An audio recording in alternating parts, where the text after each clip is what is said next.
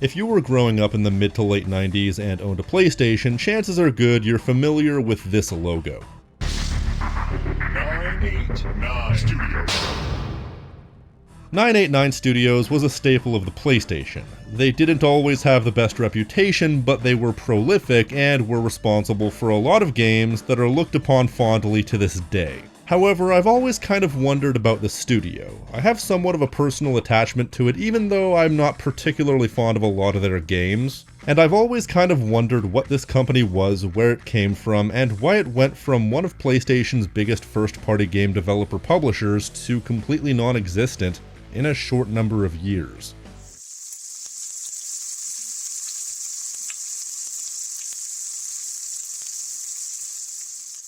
Unlike many developers, which were usually the result of talented minds coming together to create a studio which would change the course of video game history, usually after a previous game developer went under, the formation of 989 Studios was comparatively less glamorous. Before Sony Computer Entertainment, there was Sony Imagesoft, a game publishing branch of Sony which began all the way back in 1989, their first foray into video games. Beginning with a few humble games: Super Dodgeball, Solstice, the NES port of Dragon's Lair. Yeah, that about sums it up.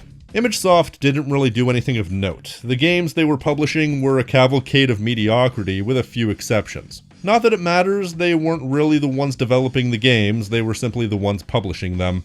The only two games that Sony Imagesoft directly developed in-house were Jeopardy and Wheel of Fortune on Sega CD. A gaming peripheral that everyone had, he said sarcastically. So it was clearly just a minor subsidiary meant to make a few bucks on the side. This of course would change come 1995, because I'm not sure if you knew this, but 1995 was somewhat of a significant year for Sony in regards to the gaming industry. Yes, this was of course when the Sony PlayStation debuted, and as a result, this was when a significant reshuffling of Sony Imagesoft happened. The video game marketing portion of this division was folded into Sony Computer Entertainment America. Meanwhile, the development branch of Imagesoft was merged with the product development portion of Sony Computer Entertainment America, basically meaning that two separate companies split apart and reformed with their opposite counterpart. And this resulted in the studio that we would all come to know, now known as Sony Interactive Studios America. Yes, despite the fact that we all know them as 989 Studios, they wouldn't actually go with 989 Studios for a while.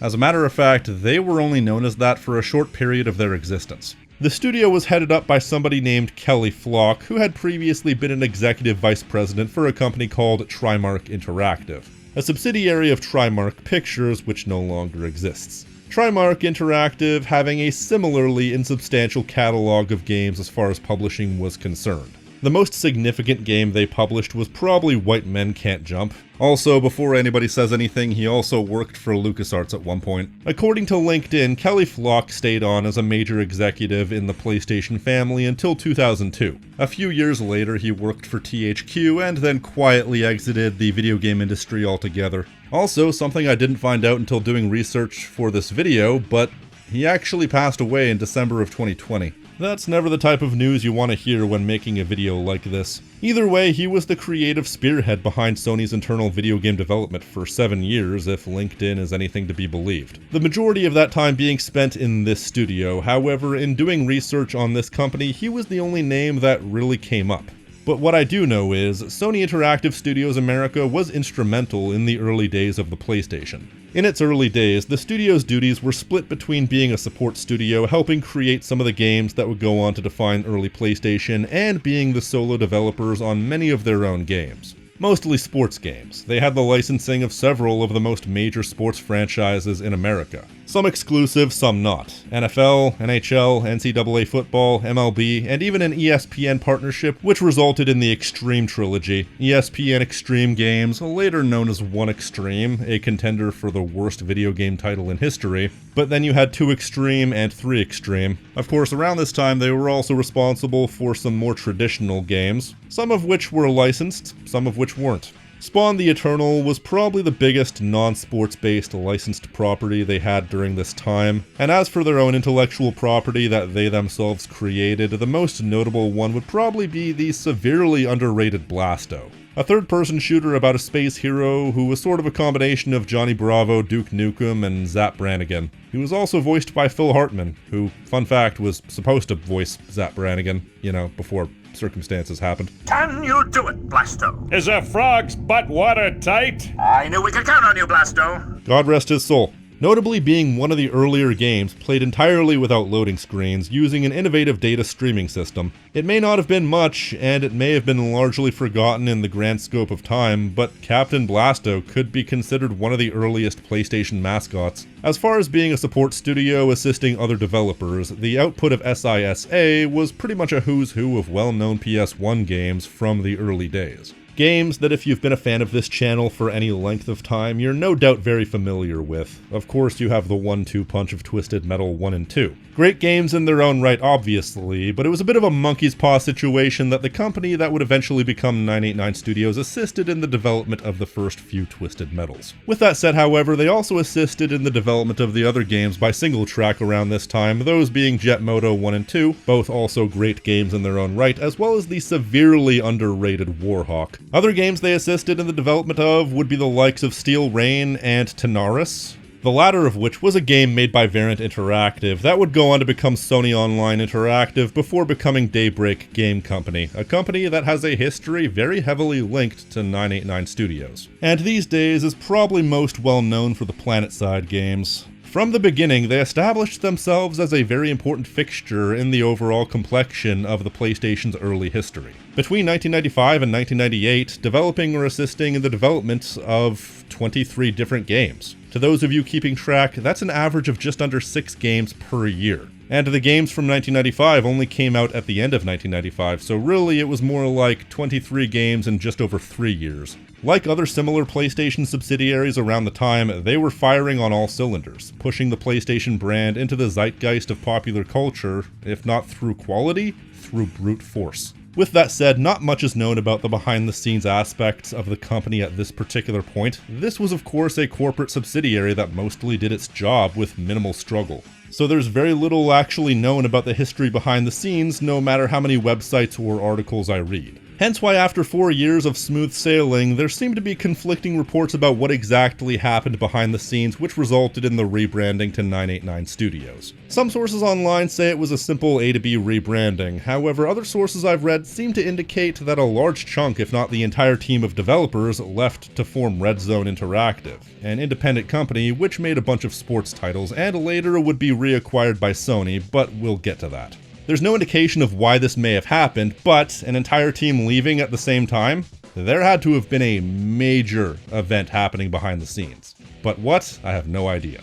This apparently led Sony Interactive Studios America to go defunct for a couple of months at the end of 1997 and into the first few months of 1998. Looking at the release dates of their output, this would line up on account of the fact that the only games attached to the company that came out in 1998 came out right at the end of the year.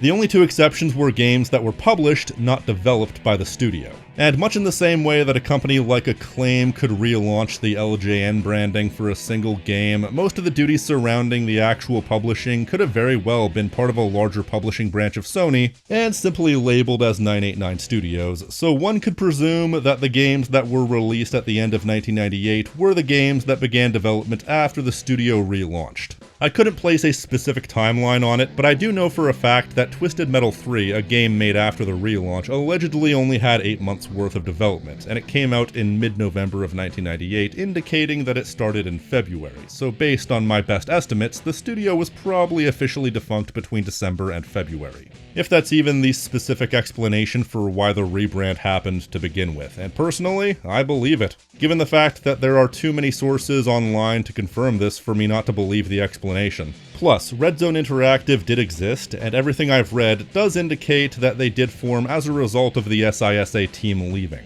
Either way, regardless of the specific reasoning, the result is the same. Sony Interactive Studios America ended up spinning off from Sony Computer Entertainment America as a whole, and they reformed as the company that we're all so familiar with, 989 Studios. It's their most well-known era, but also their shortest. From the release of the first game under this branding all the way up to the final game under this branding, they lasted just over 2 years. but they made their mark, both as a developer and a publisher. The team that they collaborated with the most around this time was Idle Minds. They collaborated on 3 separate projects. First, Cool Borders 3 and 4. While these were only published by 989 Studios, it still had a distinctive feel from the previous games on account of the developer switching between games. Which meant that for people like me, the shift was more blamed on the name that I recognized as opposed to the name I didn't recognize. They also collaborated on Rallycross 2, which is a sequel to a game that 989 Studios under its previous incarnation had made, so that's odd. But nonetheless, that's what happened. But of course, they made their own in-house products as well. Most notably, they took over development for the Twisted Metal series after Single Track went their own way. They also finished off the trilogy of the Extreme games with 3 Extreme, and finally, what could be considered their magnum opus for the time, the Siphon Filter series. Siphon Filter is one of those series that has a dedicated niche fan base and was fairly popular for its time, but kind of died out after a while. The first and second games were decent, but ultimately crude stealth action games where the only thing that held it back was the technology of the time. Because they had a lot of interesting and unique design choices that they used to work around some of their limitations. Personally, I like the games well enough, but they've never really excited me all that much. So overall, their output was largely mixed around this time, and while their output wasn't entirely their own on account of not being involved with the development of some of these games, they still had a bit of a reputation for being less than stellar. The idea was that if there was a game or franchise that you had previously liked but suddenly had 989's involvement, you could largely expect a decrease in quality. They were universally responsible for the poor man's whatever it was they were making. Whether that reputation was deserved or not is up to personal interpretation. Personally, I feel that outside of Twisted Metal 3 and 4, everything else either wasn't their fault or the quality was subjective. So I can see how they got their reputation, but I don't think it's necessarily deserved. But I also wanted to save one particular game that they made for the end here, and that is none other than EverQuest, which they made in collaboration with the aforementioned Variant Interactive, which is still active to this day under the Daybreak name. I've never really taken a close look at the output of 989 Studios until a friend of mine pointed it out, but yeah, they assisted in the development of EverQuest. That blows my mind. If you're not familiar, it was the first commercially successful MMORPG on the market, and I've personally heard stories recounted from other people about how much of a big deal it was among certain circles. I remember Ross Scott recounting a story about how he was working in a computer repair shop and he was specifically told not to play the game by his bosses because they had lost several employees to the EverQuest addiction over the previous few months. I've never been one for MMORPGs myself, but the fact that this fairly well-known but kind of mediocre studio under the Sony banner helped make one of the first great time sink games in the history of gaming feels wrong to me. In the same way that finding out that the Guinness Beer Company are the same people who make the Guinness Book of World Records. Or in the same way as finding out that Michelin star restaurants are a specific fixture of Michelin, the tire company. So whether you find them to be overhated or mediocre, there's no doubt that by the time 989 Studios died for the first, or I guess second time, they were, if nothing else, prolific and had a varied output that appealed to many different demographics. From sports nerds to the first generation of terminally online MMO fans. Unfortunately though, their output ended in 2000 because the company ended in 2000, sort of. There was nothing to indicate that 989 Studios was doing poorly. As a matter of fact, pretty much all their games sold at least relatively well. But that of course didn't matter. During my Psygnosis video, I touched on a period of time in the early 2000s when, in an effort to consolidate all their first-party studios as well as their first-party output, Sony decided to start merging various companies into the overall conglomerate of Sony Computer Entertainment America. 989 Studios was another casualty of this. On April 1st, 2000, their production ceased and they were folded into SCEA as an in-house team in preparation for the PS2. This was effectively the end for the company because even while the brand was relaunched a year later, it wasn't the same. Well, it sort of was, but at the same time it wasn't. While the team from the 989 era folded back into SCEA, this was when Sony acquired Red Zone Interactive, so therefore they reacquired the team that had left to form another company. Oh no, I've gone cross-eyed. What happens next is extremely confusing because over the following few years, there were tons of sports titles published and even a few developed under the 989 branding, now relaunched as 989 Sports. However, the company San Diego studio was apparently created as a result of the merger of 989 Sports and Red Zone Interactive. Even though San Diego Studio, under the branding of San Diego Studio, made very little until 2005 when the 989 Sports branding was retired. I feel like the fact that this doesn't make any sense is a result of various online sources getting their wires crossed, and there really isn't a full story from what I can find. Here's what I think happened. I think after the 989 team was merged into Sony Computer Entertainment America, I think Red Zone Interactive was bought and rebranded as 989 Studios, effectively relaunching the brand. Because their acquisition by Sony coincided with the relaunching of the 989 branding, so it would make sense that this is how the business progressed. Although it's worth mentioning that some games were made by Red Zone but published by 989, which only further confuses matters. From there, I think the former Red Zone Interactive was then tasked with making, assisting in the creation of, and publishing various sports titles. So from what I can tell, the original team left to form another company, a new team took its place, that team was then absorbed by the parent company and would eventually work on other stuff. Meanwhile, the original team was then acquired and renamed to the branding associated with their original incarnation. So they were relegated to specifically making sports games. Then in 2005, Sony decided to finally retire the original branding of 989 Studios in favor of simply calling the studio San Diego Studio. And that is the final death of the 989 Studios branding, and it still lives on through Sony San Diego, which is still around today, making yearly MLB releases. That took a turn. And that's only my best guess because the history is a mess, and not even a well-documented mess. Regardless of how true that story is, that was the final resting place of 989 Studios. So what happened here? Well, it's the same thing that happened to Psygnosis. You had a relatively well-known developer-publisher that had independent branding of a larger gaming company and as such could have its own reputation and history and, in theory, creative output, but then a consolidation process essentially led this company to no longer exist. Regardless of how good or bad it is, regardless of its reputation, regardless of how successful it is, Sony decided to reabsorb what was, I suppose, rightfully theirs. But because this company was so closely tied to the parent company, I guess the real question is, does it really matter? You see, the reason why I found the history of something like Psygnosis so tragic is because it was a company that had predated the PlayStation brand by over a decade. It had its own history, range of intellectual property, successes, and even failures. But then Sony bought out the company and decided to consolidate all their independent branches into the larger conglomerate, effectively killing the rich history of a beloved company once and for all. Meanwhile, it's hard for me to say that the demise of 989 Studios was particularly tragic because it wasn't necessarily an independent branch. It didn't technically have the same type of autonomy that other branches had. I mean, doesn't it say something that the brand was initially called Sony Interactive Studios America? It was always part of the conglomerate, and the only reason that it's recognized as something else is because, for all too brief a time, it had a different, more distinct, more identifiable name. Even the fact that it did help make EverQuest, as interesting as that fact is undermined by the fact that the game was published by Sony Online Entertainment, yet another branch of the same tree. So 989 Studios was clearly never independent in any way. So if they did remain a separate entity and a secondary publishing branch, who's to say if anything would have been different? The only thing that would have been different is that certain games under the SCEA banner would have been attributed to 989 Studios instead. It probably wouldn't result in more games or better games. I don't think it's unfair to say that the majority of people's positive emotions are entirely down to the recognizable name and not necessarily who was behind the name. I mean, does it not say something that the entire team allegedly left to form a completely different company at one point and the entire team was then replaced? And nobody even talks about it? Because we don't know anything about the people behind these big companies, all we know are the big companies.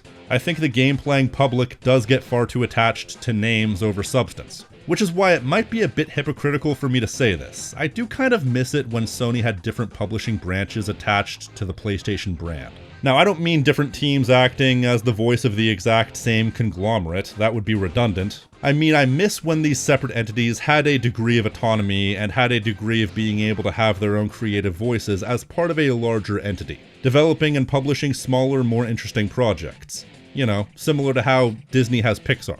And I wish that was still a thing. They made it work in the PS1 era, and I feel like it still could work, especially given how popular their brand is. They could hazard to take a few more risks. And I feel like that's the greatest tragedy of 989 Studios. They were never the greatest publisher, they were never the greatest developer, they were probably never even an independent entity, but they could very well have been, just as a lot of different individual entities could have been semi-independent. So this is not necessarily a categorical history of 989 Studios, so much as it's more of a lamenting of the system they were part of, and how the system could have been better. But unfortunately, the system is long dead, and you know, love the current PlayStation brand or hate it, they certainly don't have the creativity or output they once did. I think that's a statement that everyone can agree with. It's not necessarily what happened that I'm lamenting, it's what could have been. But anyways, that's all I've got, so if you like this video and want to support the channel, you can leave a like, comment telling me what you think, subscribe, and hit the notification icon so you're always up to date on what I'm doing. I've been the King of Snark Style right here on Tactical Bacon Productions, and I will see you next time. Stay crispy, my friends.